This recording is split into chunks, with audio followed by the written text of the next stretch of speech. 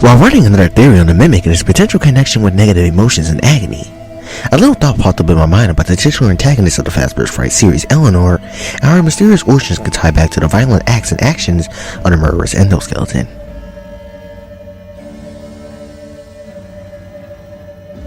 During the Fazbear's Fright books, we still learn that Eleanor is a being of pure negative emotion and agony, with the malicious entity being responsible for several incidents in the books, such as the Plush Trap Chaser, Foxy's Curse, and Shadow Bonnie, while also being implied to be behind other events like Ralphie and Blackbird. We see she is capable of taking the form of various people and monsters using the heart pendant she wears, and we also notice she has ties with both the malevolent Afton and the dark history of Freddy's.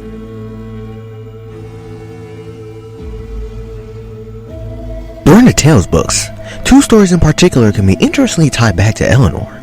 with these stories being Frailty and Animatronic Apocalypse. In Frailty, we see Jessica, a young girl, having a silver heart pendant, with the girl using the pendant to heal sick people, at the cost of her body turning into scrap. At the end of the story, Jessica turns completely into scrap metal, with this implying that she was a victim of Eleanor.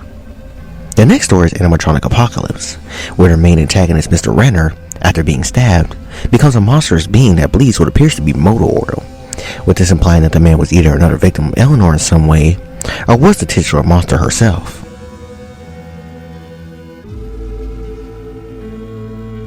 Between Tales, the games, and Fazbear's Frights, we see many similarities between the murderous endoskeleton and the Agony-created monster,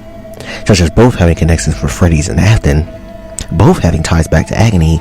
both being able to become and mimic different characters, albeit in different ways, both taking the form of mascot costumes at some point in time, with Eleanor taking the form of both Ralph and Blackbird, something that appears to be the mimic attacking Jessica in a dream during Frailty, and the mimic pulling upon a doll that looks rather interesting like Circus Baby or the Plush Babies. This leads into my theory.